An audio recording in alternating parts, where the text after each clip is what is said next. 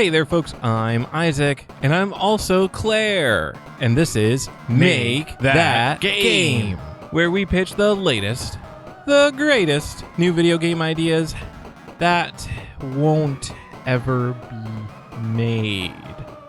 Now, you may have noticed Claire's voice is a little different today. It's because Claire's not actually here. She wasn't able to make it to the recording, so Isaac, that's me, I'm going to be handling both sides of this whole thing today. And by both sides, I mean I'm just going to do a solo thing, but I'm going to try to keep it to as close to the Make That Game experience as possible. I think I've done a solo episode before. I forget how that turned out, but I'm going to assume for my own ego's sake, pretty good. Yeah. So what do we do here at Make That Game? Well, if this is your first episode ever, I highly recommend that you listen to a different episode to get a better idea of the vibes. But just in case you want to continue on this one, we pitch game ideas to each other and talk about game design, video game design. So I am going to pitch 2 games to the audience today, rather than I pitch one and Claire pitch one, because Claire, again, is not here. My first idea... Now, this is going to be fun because normally Claire is here to be a normal person and ask questions and poke and prod and get to what I'm actually trying to talk about. But without that guiding hand, I'm just going to spew nonsense, probably, and it'll be great. So we'll see how this goes. But my first game idea, I don't have names for either of these. So my first idea is... basically a digitized board game, as in the mechanics would work almost completely as a board game, and I wasn't able to figure out any way to take advantage of the power of a computer. When you're doing a board game, the players, are generally the computer, and so math is generally kept pretty simple. Worker placement games, it's the actual math of if you have one worker, you get one resource per tile or whatever. Whereas in a computer, you could do something if you have a orc worker, they gather meat at 110% speed, but vegetables at 97% speed. And so every 3 minutes times that multiplier, you gain 1 packet of resources or whatever. So there's all kinds of things that you can do in a computer that you wouldn't really want to do in a board game. So the game design concepts are really wild. And I try to, the game design concepts are really different.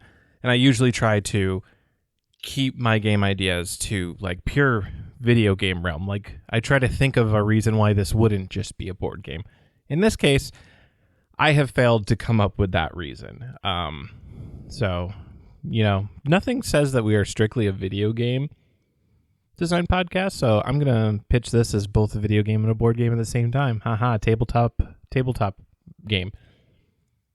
So the basic idea is you take the role of a commander over a battlefield. So there is a board representing a battlefield with a number of tiles, and you, as the player, have a number of tokens or cards which you take turns with the other player placing on different tiles, and each one has a stat. I was thinking about attack and defense and other things, but you probably only need one number, just some kind of value, and then it might have a special ability that happens at certain times. But yeah, let's say that the battlefield is a 3x3 board.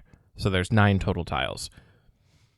You start by forming your battle line, which is the closest tiles to you. Your opponent can't really interact with you in any way. This is just the let's say the first phase of the game. So I'll be I want to play swordsman in the middle tile. So swordsman, 5 points, whatever. Opponent places a dragon, 10 points. I place a ballista. That's worth 7 points, but gets +3 when battling a dragon or something. And So once everybody has placed their tiles, which is based on like the size of the battlefield, let's say each tile can have 3, or each zone in the battlefield can have 3 tokens or cards. What I keep switching between their tokens or cards. Let's say they're cards because let's say that there's a deck component. You draw like a hand and then you play from that to add some kind of limitation to it, rather than just being like, all right, I'm going to place infinite dragons across my battle line. So we've just added a deck component to randomize like what you actually get. So we could say that that represents the logistics, because logistics is the biggest decider of a battle. It's 90% logistics, 10% tactics, I think is a famous saying that I'm not going to look up to cite my sources. But yeah, the deck will be representing what supplies / soldiers that you can get. So once you've formed your battle line, then you move your units. And so what happens is the tokens that you have placed, the cards that you have placed in your zones, you now, taking turns with your opponent, move each one from your battle line to one of the middle zones, and now they move either straight forward or diagonally, or they might have a special ability that says that they are like super fast scouts or something, or they fly and they can move like 2 diagonal, or like teleport anywhere on the field, or they were a decoy, and now that it's now instead of moving to the actual battlefield, they just disappear, and maybe you forced your opponent to allocate certain of their cards to zones to counteract that. And yeah, there's some level of mind games to that. So a battle happens when all of these, or when any middle zone, any battle zone gets 3 of your cards and 3 of your enemy's cards. So when it fills up to 6 total, you can't outnumber them by like, you have 4 and now they only have 2. It's always going to be when it's 3 versus 3, a battle occurs. Whoever has the most score, considering all the abilities and everything, then claims that, and their opponent's battle cards are pushed back to their battle line. And then from this now incursion point where you've just taken like the center tile, now the cards in that center tile can now move out into the opponent's battle line. And basically the goal is to push your opponent's army back off of the battlefield. So you don't ever actually destroy what they've placed. It just gets pushed back. But if it gets pushed back, if the only place it can get pushed back is off the board, then it is destroyed and cannot engage in the battle anymore. And yeah, that's the game. Let's call it battle line, since I've said that phrase a whole lot, and that's like the key phrase. But yeah, there's idea number 1. Idea number 2, you may have heard me reference dragons and ballistas. That's because I've got them on my mind. Here's game number 2. You are a, let's say, knight. You're a guy or a girl. You're a person with a ballista. You live on a mountain, and you are the only defense for the local towns against dragons. So the way that the game plays, I envision it a lot like Missile Attack. I think that's what it's called. The old game where like it's just missiles are coming down and you shoot counter missiles and intercept them in midair. And the game continues on until the missiles completely overwhelm your position. And I don't think there's an actual win condition. It's just get the highest score, survive as long as possible. You are doomed no matter what. But this is, you're not doomed. You just like, every level is a day, right? So a number of dragons come and attack the local towns, and you get to rotate around the mountain and shoot the ballista at the dragons. Imagine a super long range ballista, and some of the dragons are like tiny dots, and then some of them are directly attacking you. But one ballista, this is a smog style. One ballista hits the dragon, always in the weak spot. It dies. But so let's expand the gameplay. Some dragons take more than one hit. Some dragons are harder to hit. That kind of stuff. This is one of those, hey, we've got a basic idea. We can tweak it in a bunch of little ways to expand the gameplay. The other thing that expands the gameplay is, like I said, every level is like a day. And in between days, you get like people from the local towns, and they give you tribute, they give you resources, they give you supplies, and they make requests of you like, hey, make sure our town is protected for this harvest. We've been threatened by a really big scary dragon and stuff. And then you, as the player, get to kind of have like your own code of morality on how you're going to interact with that. Like, oh, do you focus on protecting the towns that gave you the most tribute? Do you focus on protecting the towns that give you the most gut-wrenching story for why they're having the hardest time? Do you only protect castles? If a king's diplomat comes to you and says, hey, if tomorrow you don't protect the other kingdom, like if you let those dragons attack, we'll give you extra gold. Do you go along with that? Do you kind of allow this backhanded subterfuge to occur? Like, you, in a way, can be the, I don't want to say God, but like the kingmaker. Like, you can decide the fate of all these little towns. Like, the goal in this game isn't that you protect every town. It's kind of, you play the game until you get to the end of the story. And that could be like just a couple of days. It could be a set number of days, like, oh, live 90 days as the hermit on the mountaintop with the ballista. Or it could, I could see it having like a full-fledged story that you kind of work through, and then your decisions impact what the end result is, and then you play again and you make different decisions on, or you get better at the game and you can actually kill every single dragon or whatever. Like, the world is your oyster in this game. And yeah, I don't have a name for it, and it's nothing jumped out as I was describing it, like, oh, dragon ballista, dragon command, dragon slayer. None of those really fit, so that's a bummer. But yeah, that's my second game idea for the day. Now, we run into the awkward situation of, normally we would have like a discussion topic, or Claire would ask a question about video games, or we would honk and bonk, or we would do something to fill space here. And I honestly got nothing. So yeah, moving on to the rapid fire round. Yes, that's right, folks. We generate 3 random words, and I set a timer for 5 minutes. In that 5 minutes, we have to come up with a name for the game. Usually that's the last thing that we do, but come up with a name, come up with the actual gameplay of it. We try to come up with some kind of unique mechanic that ties into the words. So I'm going to generate 3 random words and get the timer going. I'm starting the timer, generating the words. Apple seasonal hot dog is our first round.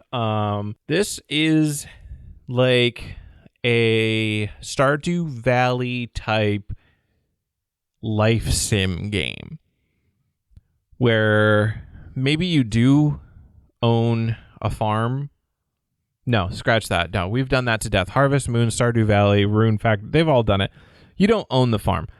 All you own is a little seasonal item store. And what you actually do to collect the things that you sell is you make relationships with the local townsfolk and the farmer and the wood carver and the rancher, which is different than farming, and the chocolatier.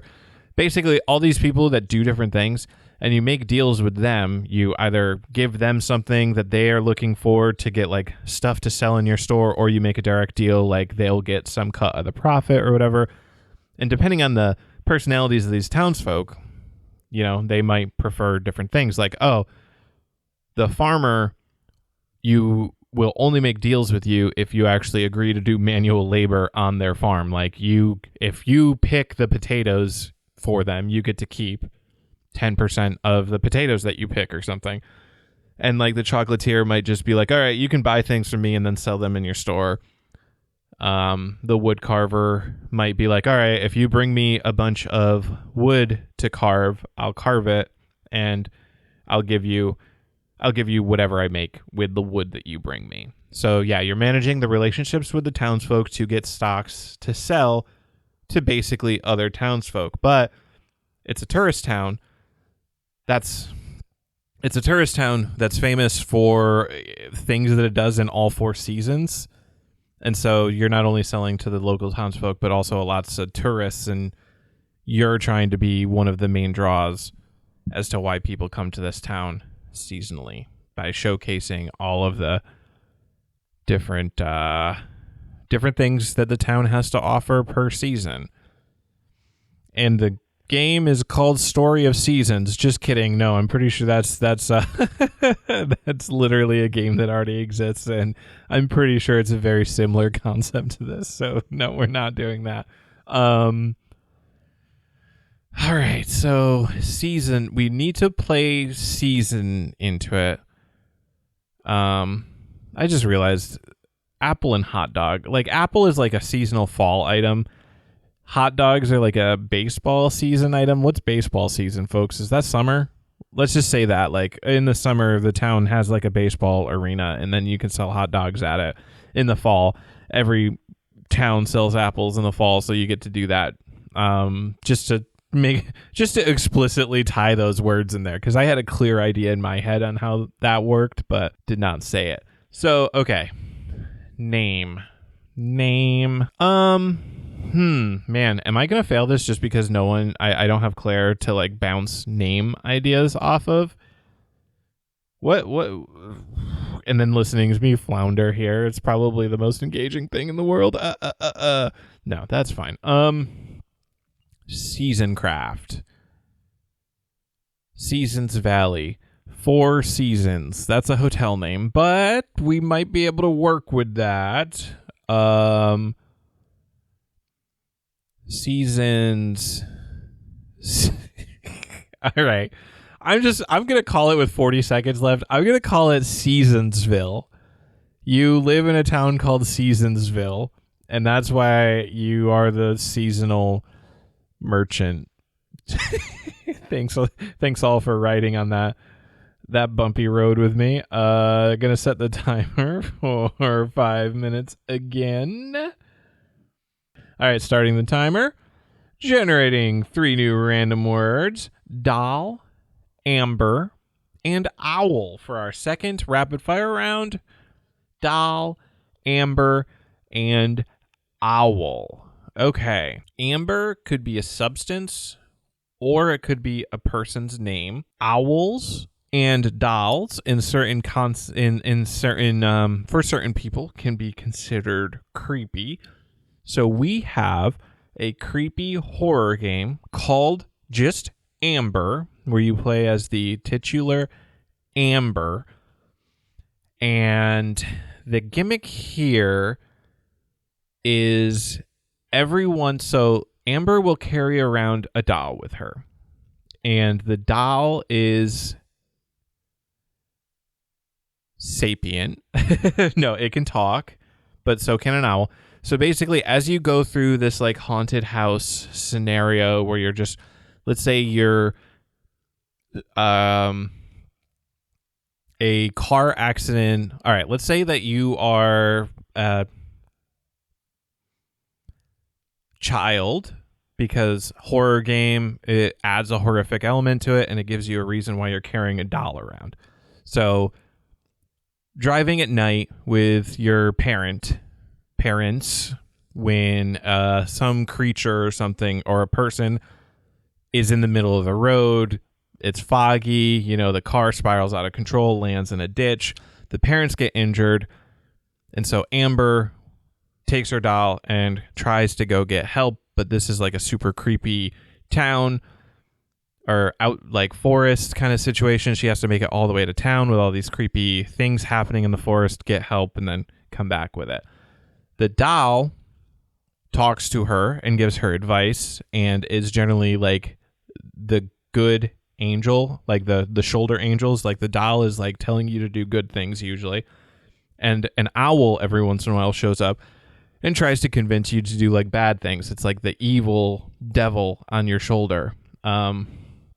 And so that's the gimmick, that every once in a while you'll come into a situation where you have to make a choice, and you basically have to choose to listen to the doll or the owl. And then depending on the exact situation, like the next part of the scenario changes. So like you're walking through the forest and you hear the sounds of like an injured animal or something. The doll is like, oh, we should go help that animal. And the owl like swoops in and is like, hoo, you should stay the course and not go explore in the woods. And like, they both sound good in this scenario, but I'm just using it as an example. But yeah, you as the player choose to go with the doll and you go save the animal. It's a animal in a bear trap, but then it turns out that it's like a zombie animal or something that then chases you, even though you did a good deed. And like, if you ignore it, that section might be easier, but it might lead to something later on where the zombie animal, I don't know what the consequence for that would be, but I'm just here to design a game, I'm here to lay down the basics of the game, not lay down everything, but I'm hoping that sounds like an interesting enough idea to like be a game. And hey, that's everything. The name, Amber, the mechanic, making choices between like choosing the side of two characters as you go through, and then that changes the gameplay. Story, horror, car crash, wandering through the woods trying to get help. Boom, 45 seconds left on the clock. Nailed it. And the third and final rapid fire round is starting now. And now I generate the 3 words. Distance. Pop. Occupation. Pop could be an onomatopoeia, like the sound like pop, popping corn. It could be a nickname for a father. And it could be shorthand for population or popularity. I think population is more used.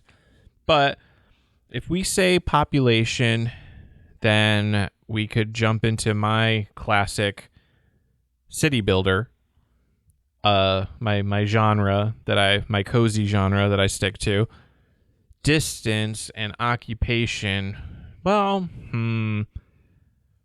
I mean, yeah, this would just be a completely generic city builder if I went that route, because it's like, oh, the distance between like where the population lives and where their jobs are. Like you have to manage the zoning correctly and like build a robust transportation network of roads and public No, that's actually very boring. So let's see if I can come up with something else. And I accidentally refreshed the page, so I lost those words. So I'm hoping that I remember them. Distance, occupation, pop. Okay. Distance, occupation, pop. Well, occupation could also be like a foreign military, like a hostile military occupying a region. And pop could be like the sound of the weapons using the onomatopoeia. And so you could be in an occupied territory and you have to deliver a message like what is it, Dunkirk or what? There was one movie that came out within the last few years that was like a World War I or World War II messenger. I'm trying to think, like, make that the game, like where you're just trying to deliver a message going through various war zones, and like you get some action like capability yourself where like, yes, you can grab like a pistol or machine gun and like do some damage to people like trying to hurt you, but for the most part you're just kind of like trying to evade it. So it would be a lot like Plague Tale, like gameplay, where it's more like stealth and avoiding things. But every once in a while, yes, you can like do direct conflict. I think that's I think that's getting a little loosey goosey with it. That's making all the words tie into the story rather than any mechanics. And like the pop is very like abstractified there. But and I don't even know what I would possibly name that, but I've spent enough time describing that and like came up with enough of a game idea that I'm gonna go with it. So this name sounds powerful to me completely on its own, but then I also immediately think of a movie that like ruins the title as like the powerful thing it's supposed to be, but like message for deliverance.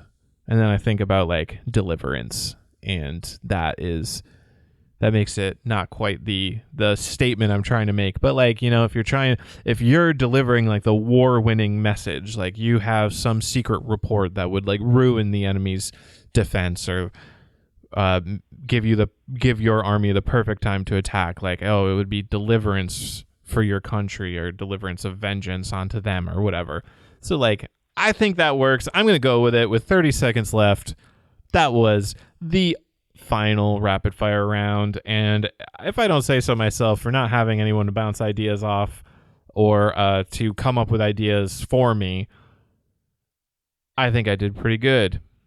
So yeah, that was Make That Game. Normally there's a second person with me if you missed that part of this podcast.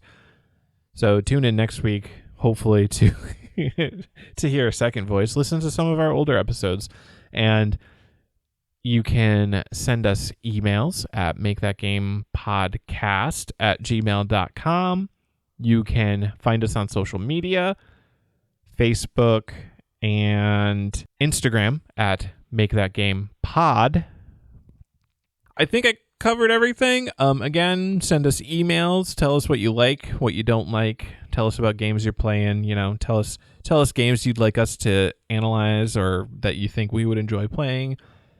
And don't forget, if you heard a game idea that you like today, go out there and make that game. Ba-dum-bum.